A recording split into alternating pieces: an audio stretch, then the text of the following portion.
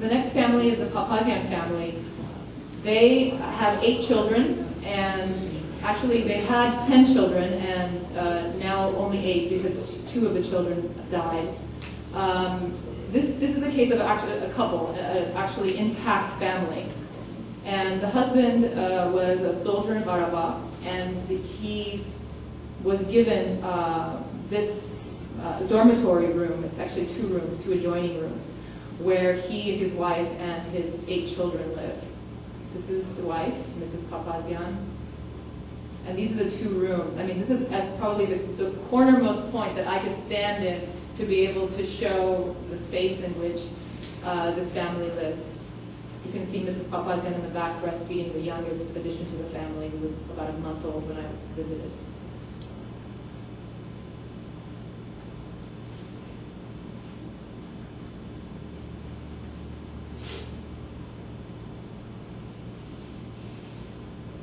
The woman on the right is one of the counselors that works with the Tufenkian Foundation. When we arrived there, the child you see there had a really high fever, so that's what you see her doing there.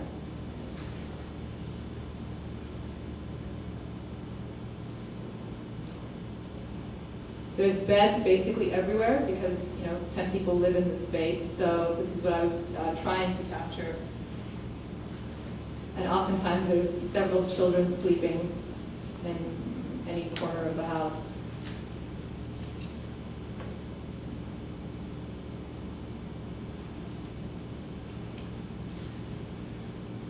The next family is the Sarkisian family, and they live in a shack with probably the best view of Mount Ara that I've ever seen. It's basically, there really is absolutely nothing there. The closest source of water, which is the biggest issue for this family, is about a 30-minute walk. This is the family. It's, again, a single mother, Ruzan, who you see in the front wearing a black shirt. She has 4 children, although 3 of them are only pictured here. And that's the house they live in altogether. What they do for their day-to-day subsistence is they go to the nearby garbage dump and they collect plastic, metals, anything that they could then sell for a few hundred dirham to be able to basically buy their day's bread. So you can see them sort of piled up in a neat pile there. This is just a detail. The water, as I mentioned before, is a major issue for them. So most of the children's life consists of walking for 30 minutes each way to bring water. The sanitation conditions are pretty bad for people who live particularly without water. They don't even have an outhouse. In other words, going to the bathroom here is basically just walking into a field. And like that for years and years. And here, the trash is pretty much dumped also, literally behind the shack where they live. And they sometimes are able to haul cars that they find in the garbage dump and that they're able to sell later for more money. The oldest son of the family has Down syndrome, and his name is Navesh.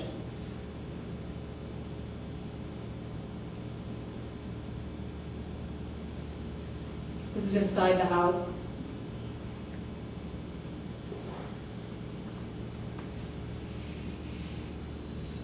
The reason I included actually these 2 shots, Naved has in his hand a Bible, and you can see the religious icon in the back as well as some papers.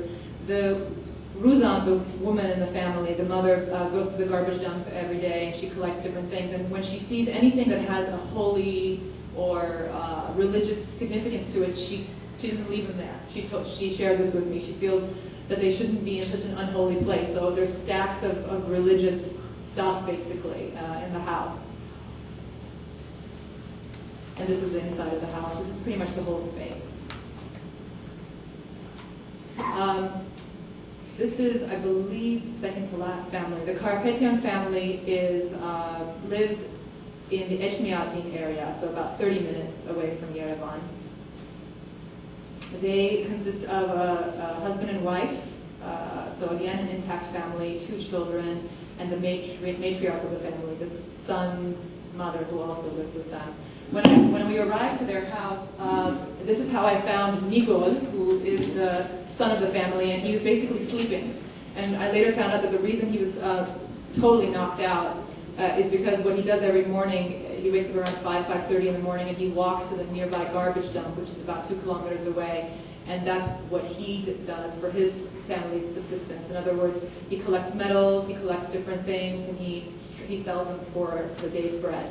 So after, this is the family matriarch, her name is Haiganush.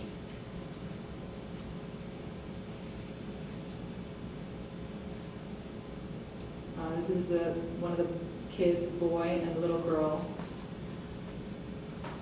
So this is kind of a random photo that I decided to keep in, even though it doesn't really, might not go with the rest, because Haiganush, what she does every day to try to make some money is she basically cuts chicken heads, slaughters, thank you, slaughters chickens, and it's not a formal job. Basically, I witnessed it.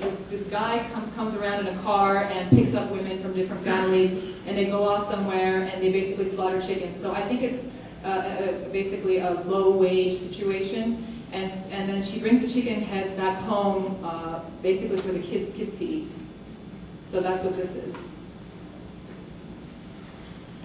I asked her if I could go with her to where she slaughters the chickens, but she said that the boss wouldn't allow it, so I didn't go. This is Nigol, who is going to go to the garbage dump. This is his home. And so several days later, I showed up at around 6 in the morning. He decided to wait for me and went a little later, and we walked together to the garbage dump, which you are now about to see what that's like. And it was right during sunrise.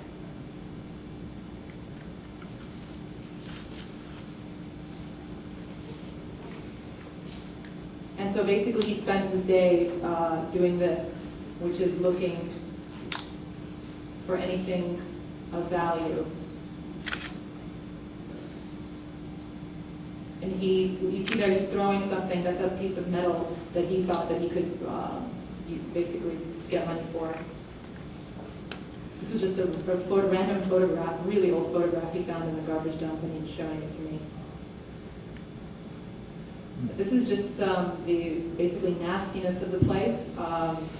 This photograph and this photograph I decided to keep in because I can't describe to you the stench of where we were, so I hope that you can imagine what that was like. And he does that every day. And then there's, piles of garbage that are also being burned, so there's a real unhealthy smell throughout the place.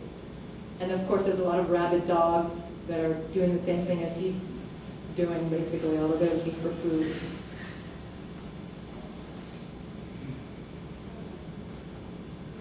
And another really good view of Nantara.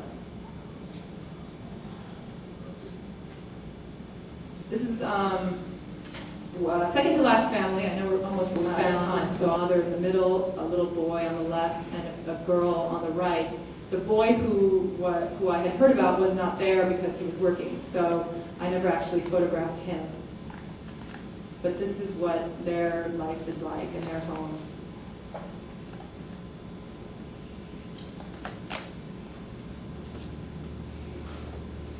The little boy's head is shaved because they have lice issues in a lot of these unsanitary areas. This is basically the room they live in, and what really struck me was the fact that there was no mattresses on these beds. It was a very surreal place for me. I mean, you could see these kinds of things kind of in, like a Hollywood set might build something like this to make it look impoverished, and I mean, it was a very, very, very surreal place, the colors and everything.